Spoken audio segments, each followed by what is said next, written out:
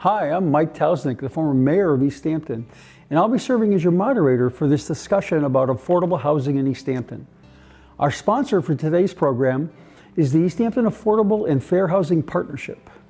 They're an advisory committee to the City of Easthampton whose mission is to support and promote fair and affordable housing through education and advocacy, as well as to serve as a local resource for tenants and landlords regarding fair housing laws and complaints. Through this presentation, we hope to provide our Easthampton viewers with education about affordable housing by introducing you to some of our neighbors who will help answer three basic questions. Who are the people that live in affordable housing here in Easthampton? How does the City of Easthampton plan for affordable housing? And how is affordable housing actually built here in Easthampton? We have three residents here to speak to us about their experiences as renters, homeowners, and neighbors. Together, they represent single-person households, families, and seniors like myself. In addition to the residents who've joined us, we've also have two individuals here who are involved in affordable housing production and local permitting. And to begin the conversation, we'll talk to Jessica Allen, the city planner in Easthampton. Hi, Jessica. Welcome to the program. Hi. Thanks for having me. Oh, it's a pleasure to have you here. And we're going to start off now, talk a little bit about the context and kind of what affordable housing is in Easthampton, because Sure. I'm not sure that we all understand it. Sure. So I think it's important to differentiate between housing that's affordable and affordable housing. So when we talk about housing that's affordable, the standard is that you shouldn't be spending more than a third of your household income on your rent or your mortgage. And so it should be affordable within the context of your household budget. And we do have a lot of units in Easthampton that do fit into that category. The difference between that and an affordable housing unit is that there's no deed restriction. There's nothing that prevents somebody from coming in and taking that unit and raising the rent or upgrading it.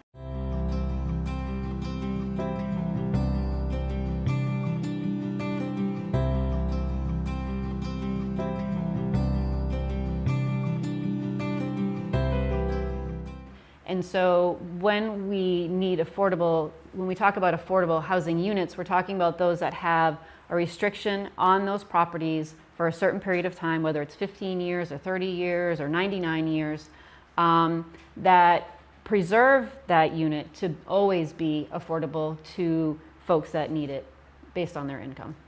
So is there some sort of a plan in place? And is this haphazard, or is this something that the city actually looks to plan for? We look to plan, and the Housing Partnership in 2006 worked with consultants to first develop a housing production plan. That plan was then updated in 2013. And what that plan does is it does an assessment of the housing stock. It looks at the population, it looks at the market. And based on that assessment, the partnership with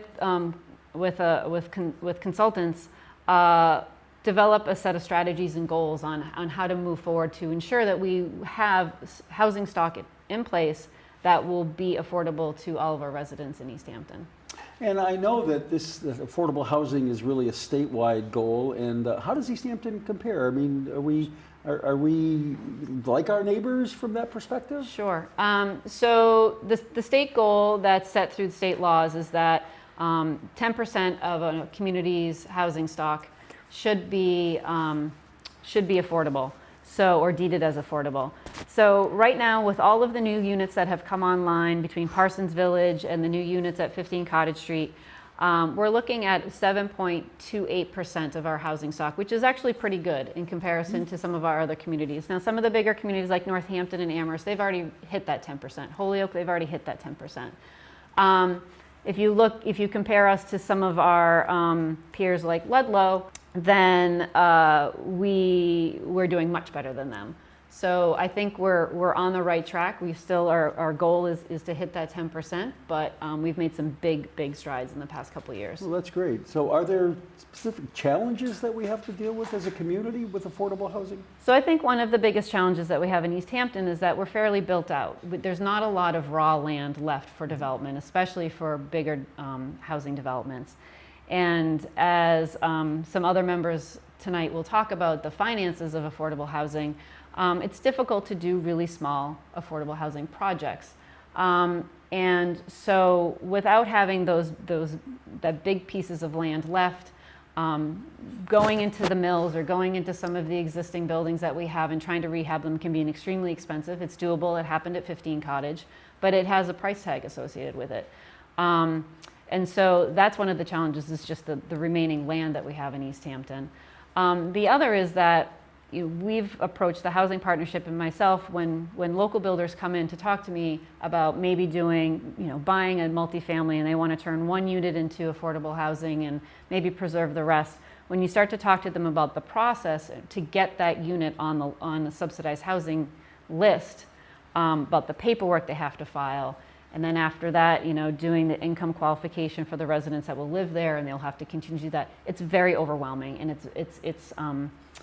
it's shocking to them, and so they just turn to walk away. It's not worth their time to go through all of those to jump through all of those hoops to get one unit on the list for Easthampton. So I think that's a bigger state challenge. I think that's more of a statewide policy. Are there things that we can be doing at the statewide level to encourage some of these smaller developers to come in and be able to build these units? Because that's really what will help keep Easthampton moving forward in terms of getting units continually on the inventory. So to try to make it less challenging for someone who wants to do the right thing with affordable housing and doesn't really have the wherewithal to be able to follow all the rules that exist today. Right.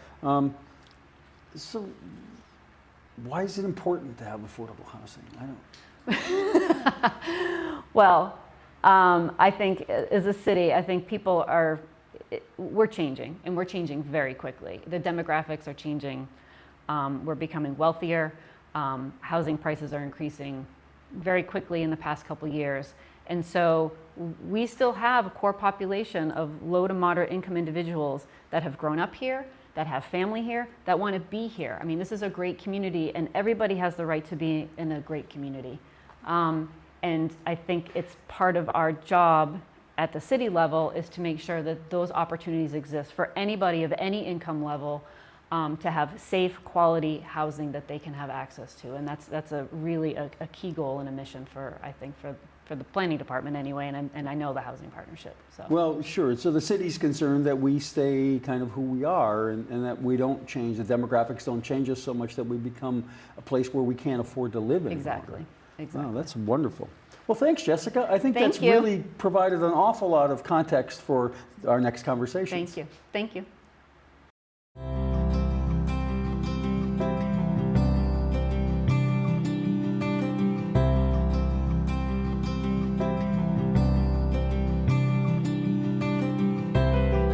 So we have three guests with us this evening that are residents here in Easthampton that want to talk to us a little bit about their experiences with affordable housing. And I'm going to ask them to introduce themselves.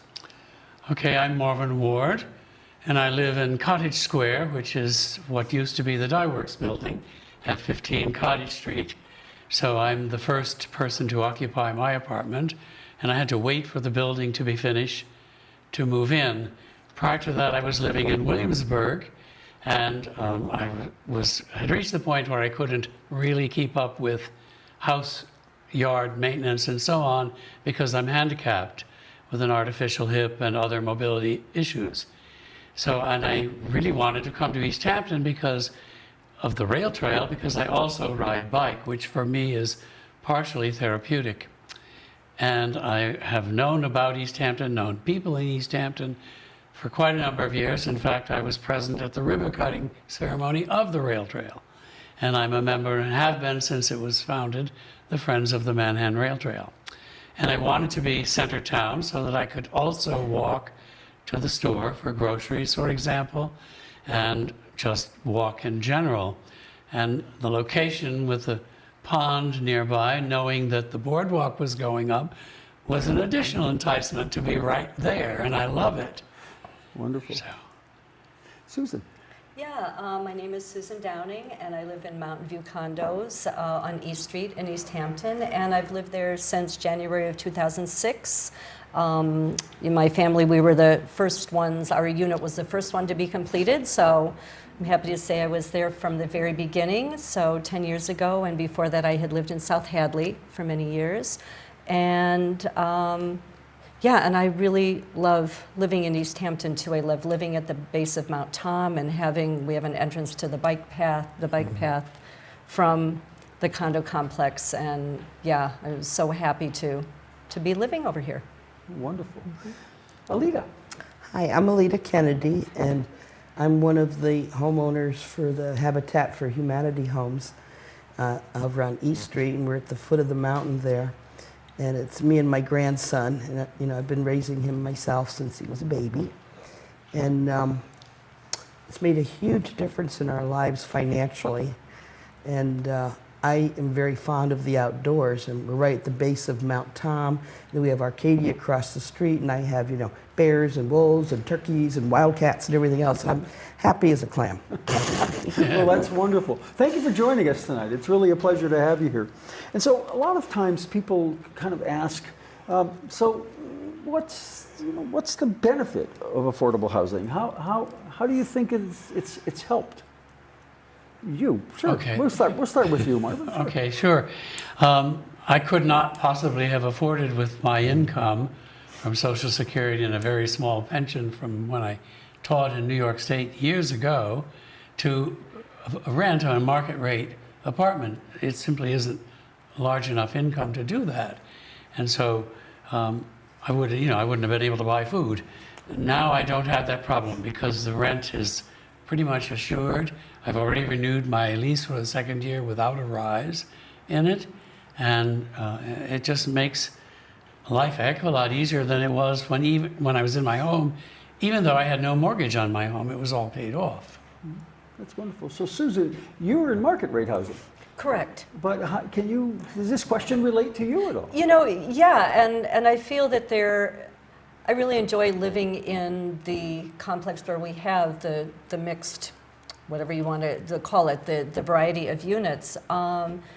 Because I remember I was already living there when the people who wanted to buy those affordable units came around. I knew it was a lottery, and I was there the day that people came by to look at the units to see, which ones they might, be receiving if they, were I guess if they had won the lottery there to get in. And it was such a nice feeling to see my future neighbors, because usually the neighbors, they come in one by one, moving into a complex, and it was just a really nice feeling to say, here are these new people who are coming in, and I'm going to get to know them, and it was like an instant sort of neighborhood, in a way that it wouldn't have been had people just bought the units one by one. So I really felt it was a nice sense of community that might not have developed otherwise. So you get to meet your neighbors even before they were your neighbors. Exactly, yeah, and it was really a really nice feeling. That's Yeah. great. So Alita, you're living in a duplex, right? It's a two-family home? Yeah, it's a shared lot. Yeah. type So of so deal. how is Habitat's property there and the fact that it's affordable to you? Has that been a... It's made a huge impact on our lives financially, because we were living in apartments where the rent went up every single year, and my income didn't. I live on Social Security and a little bit of welfare for my grandson, and that never changes. Very rarely does it go up, and the rent kept going up, and we kept getting more and more broke, and I was having to cancel doctor's appointments because I didn't have the money to buy gas for my car and that kind of stuff. So it's just made a big difference in that aspect. And like I said, I really do enjoy being at the foot of the mountain. That's something I haven't had for quite a while, is the exposure to the wildlife there.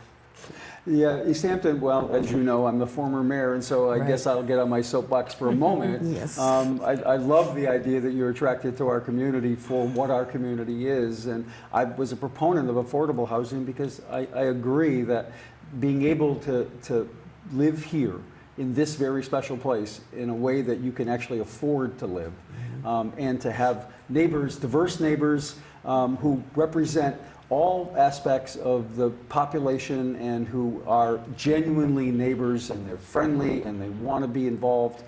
It's just wonderful to hear it coming from folks who haven't lived here all their lives. And I really appreciate that part of it.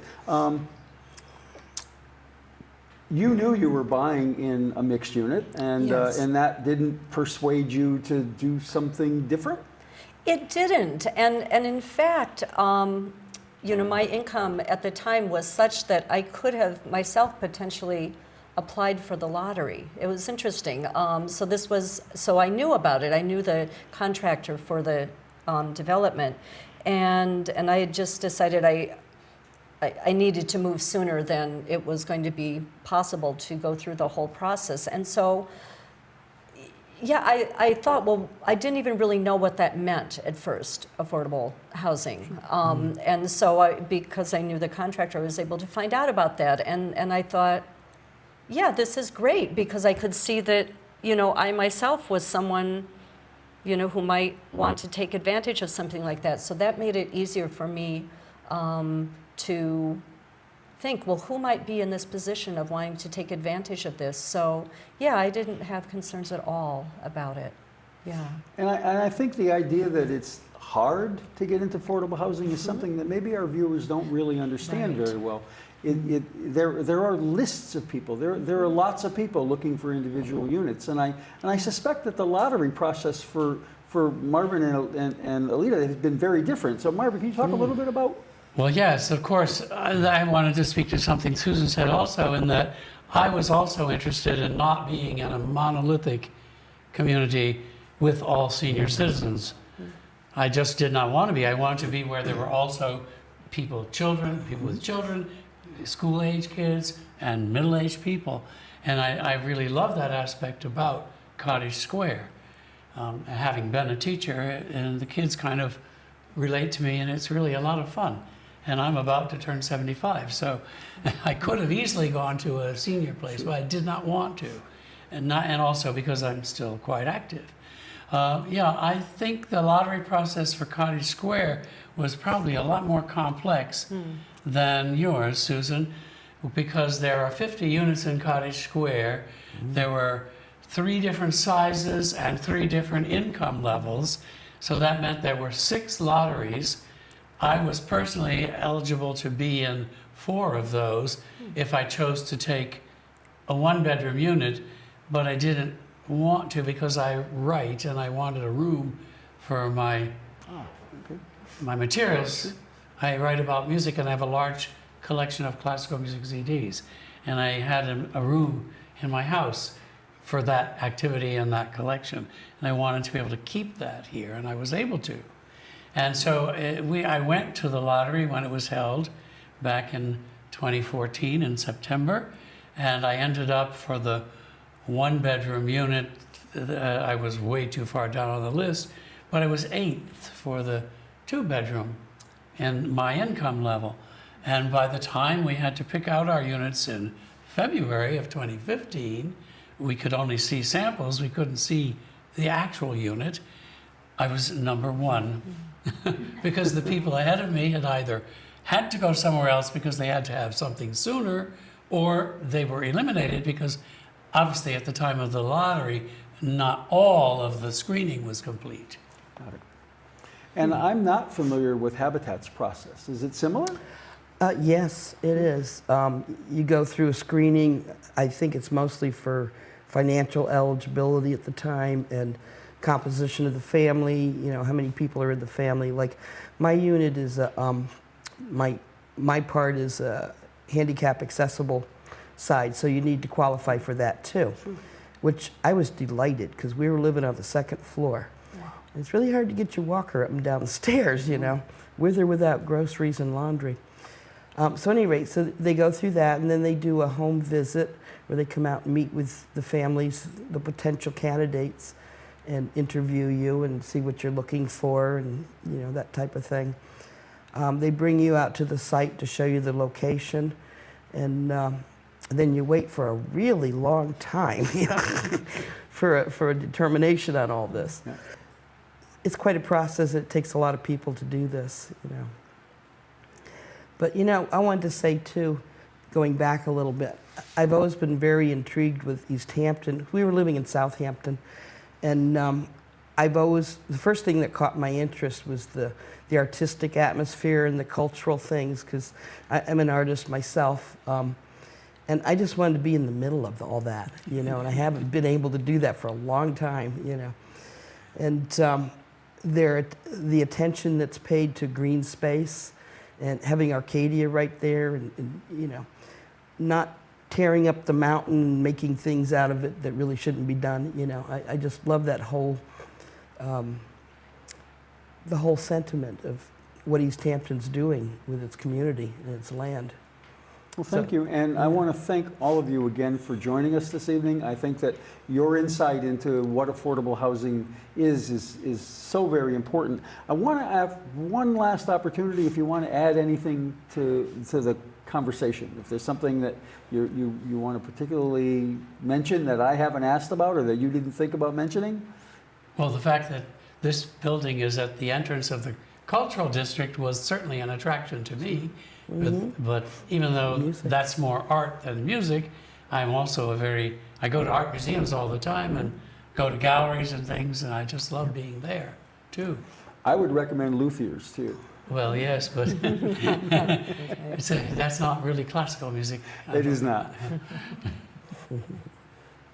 Susan. Yeah, I would just say, you know, I was thinking about, you know, you had asked earlier, you know, what's the importance of affordable housing, and so I was thinking about that, and just thinking about the fact that, you know, where each of us lives is so important. You know, the home that, you know, that we come home to every day and that we spend so much time in is so important.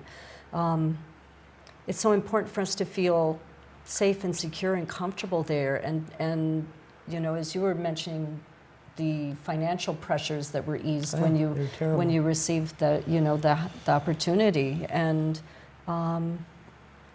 so it seems to me, just in terms of our well-being and our happiness, having the opportunity to have the affordable housing in the community just really contributes to people being happier and less stressed out, and just a general better quality of life, and better for our health and all of that.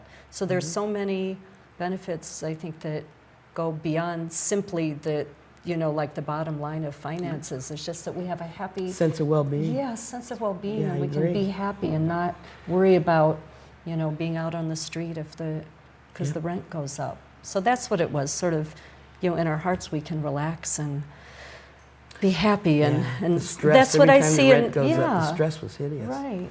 And that's what I see at Mountain View, that everyone just seems happy, you know, happy to be there and happy to be able to be there. And I think it just creates a wonderful atmosphere in the town. Yeah, I think as you said, a sense of well-being.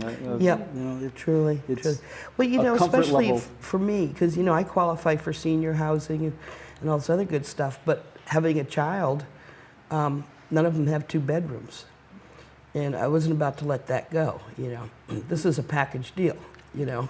I've been looking for like 6, 7 years for an apartment that was not 2 stories or a house or anything, and I've looked into everything I could think of.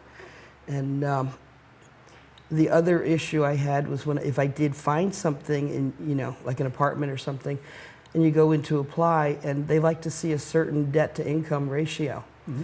And I didn't have any debts per se, but my expenses for housing, you know, were 60-some-odd% of my income right off the bat, you know. They wouldn't even talk to me. They wouldn't even let me put an application in. And I was seriously thinking about maybe trying to buy an RV and living in that if we could find a place to park it year-round. It's like, God, what next? A tent, you know? It's kind of hard to live in a tent.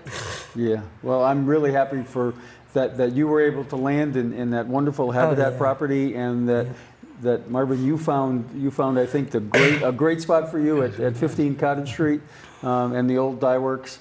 And Mountain View, that's a wonderful project. It was one of the first condo projects in town, and I recall the permitting actually during that process, and I think it's just a wonderful project. And all of the affordable housing in Easthampton has really been done well, and we now get a chance with our next guest to talk a little bit about developing affordable housing and how do you set the table for the great results that we just heard about.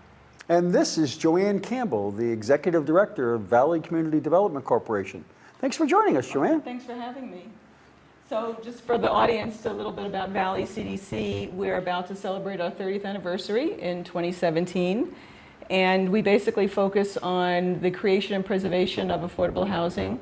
We do home ownership counseling for low and moderate income households, including first-time home buyers of any income. And we also work with homeowners who might be struggling financially or facing foreclosure.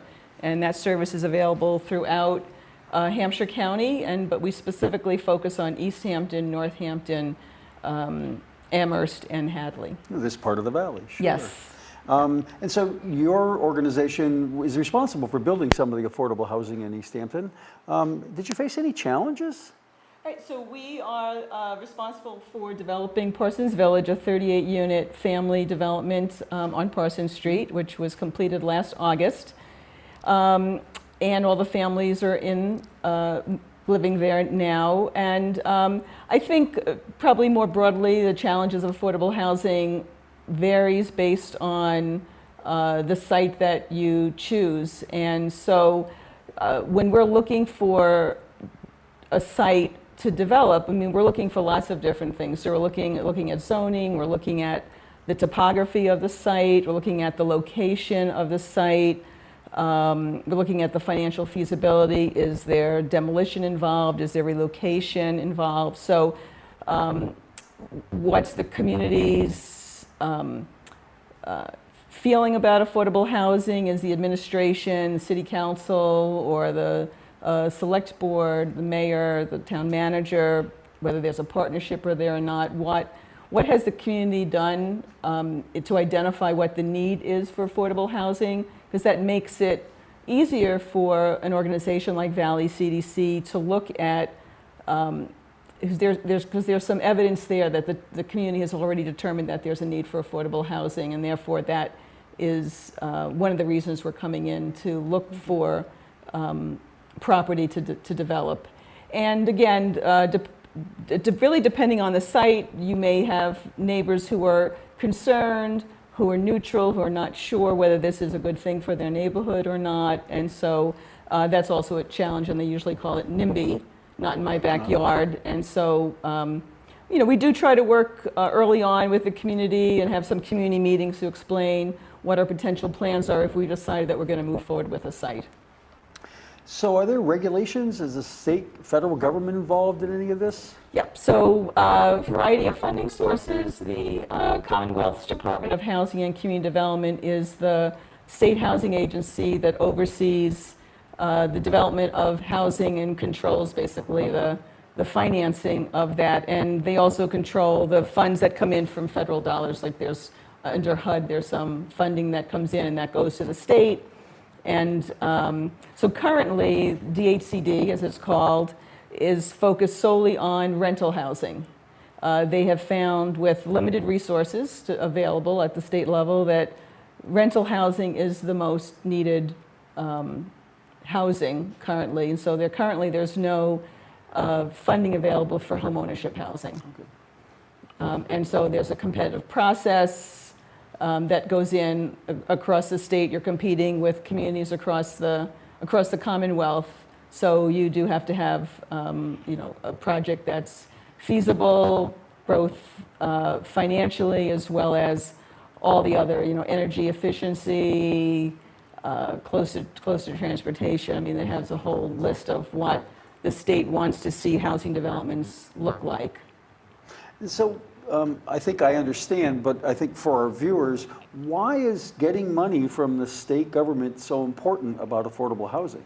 So it is expensive to build housing. I mean, we have the same challenges that private developers have. It's the same costs, the land costs or property costs.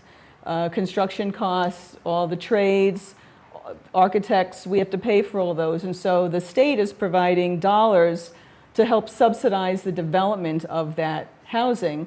So therefore, then we have less debt on the property.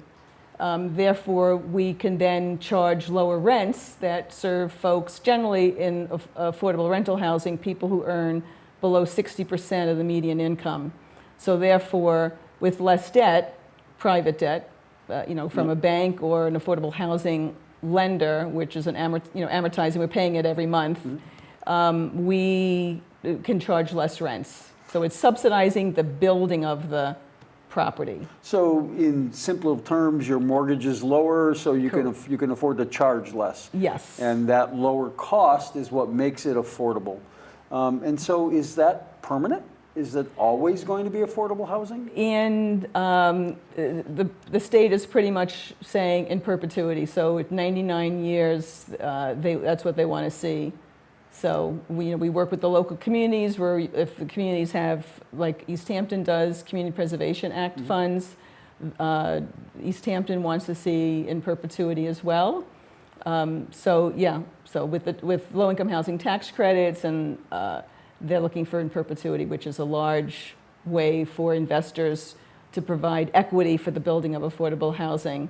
So all those projects need to be in perpetuity. So that really does mean that the affordable housing that's created through these programs is affordable housing that will be here long after we are. Yes, it is. And not a get-rich-quick scheme that has been devised by some unscrupulous developer, as I've heard. Well, we do get paid developer fee and overhead in order to work through these developments. And just for instance, we probably started talking to the owner of the Parsons Village site in 2009 and started working with the city right away in 2010, and that development didn't go into, people didn't move into their homes until 2015. So it does take a long time. Some of the challenges are being able to find property and an owner that you can work with who's willing to wait. And I think some of the challenges are, as Jessica mentioned earlier, that Easthampton's a very desirable community, and prices are jumping over the past couple of years, not just for looking for property to develop affordable housing, but for first-time home buyers who are starting to be locked out of the market because the pricing is escalating. And market rate rents are going up, and it is getting more difficult. Was there, we've heard, I think, very eloquently from the residents and why they saw Easthampton as a great place to come, but as a developer, what attracted you? I know Easthampton is a part of your territory, but... Yeah, many of the same things that the folks mentioned is it's a community where people want to live. It has a vibrant downtown, it has an arts and cultural community, it has services, it has transportation, it's close to the highway, and so a lot of folks want to be here because there's so much to offer here. And your properties go through a lottery, I presume, just as we heard about the other properties? Yes, so the same thing as Marvin mentioned is that, there's that initial screening for tenants is a lottery, and it's split up based on unit size and income size. So it's a long screening process. It's not for the lighthearted. It's a pretty challenging process, and we do like to let people know that there are people that help them if they need help with the applications and things of that sort. So for folks in the audience, people who are interested in living, whether it's Cottage Street or Parsons or the Housing Authority, people just need to get in contact with those organizations and ask for an application so they can be put on a waiting list. And I always suggest to people to get on a waiting list, even if you're not thinking about it or you need something right now, is you don't know what your situation might be in 6 months or a year. You might need that unit. If you're on the waiting list, you can always say no if you've found something that serves you as well. Right. But there's no harm in being on a waiting list. And no stipulation that you absolutely have to take Absolutely not. an apartment No, if you are on the list and you're selected. It's like anyone who's looking for housing anywhere. You always have choices. to say whether you want to live there or not. And I think because Parsons and Cottage were coming online somewhat around the same area, and we had people saying, well, they wanted more of a downtown setting, or someone wanted a more suburban setting. So Parsons was a little more open, and a playground and townhouses, and Cottage Street is a mill building, which is a more urban. So it was interesting to have people think about what they wanted in housing, and that they could have a choice. They had some variety when they were looking, so that's wonderful. We've heard how important affordable housing is to the residents, and clearly Valley Community Development Corporation is in the business of making sure that people can get into affordable housing and developing some of it. And I know that you also offer some programs for first-time home buyers, and you're a great resource for folks in the 4 communities that you serve directly. From an organizational perspective, what's so important about affordable housing? Well, I mean, obviously it's one of our, part of our mission, and I think it's, again, what the folks who are living in town who expressed a little while ago. It's the stability of having a place where the rent or the mortgage that you're paying is reasonable based on your income, alleviates the pressure of wondering how you're going to pay your bills or what bills you're going to pay. And having the stability of home allows you then to focus on other aspects of your life, whether it's raising your children or looking for a better education or looking for a better job. It takes that worry, and that maybe not totally. It's not, there's still... You still have to pay the rent. Still have to pay the rent. There's still a struggle with that because your car might break down, or but it alleviates some of the pressure of that, and it's you hear it when people talk about how it just eliminates that worry from them and allows them to focus on other aspects of their life, and they can be happy and relieved that they can focus on just living and enjoying life as best they can. Oh, it's wonderful. So I think that we've gotten a pretty good idea of what affordable housing is this evening, why people who are able to get into housing they can afford, whether it's subsidized, whether it's market rate, the sense that you get when you're in a safe and secure environment. I certainly want to thank everyone who's participated in today's program, including our guests and all of the wonderful staff here at Easthampton Media. We all want to live in a safe and secure environment, and I truly believe that our community and all of its citizens benefit from the diversity that's provided through the affordable housing and market rate housing that's been made available here in Easthampton. Easthampton is a small community. We really are, as I think Jessica mentioned, we're getting built out. There's very little space left for us to be developing, and it's wonderful that we have the opportunity to see development coming into the community that is fit for everyone, so that there's a place that everyone can afford here in Easthampton. I hope that this discussion has given you a better insight on what affordable housing is and what housing is like here in Easthampton. You should take advantage of the opportunities that these kinds of programs provide, and that the developers and the permitters and the neighbors that you're going to find in the housing projects here in Easthampton and quite truly across the Commonwealth. If you'd like any further information beyond what we've been able to provide for you tonight, you can contact the Easthampton Affordable and Fair Housing Partnership through the City Planning Office. The number there is 413-529-1406.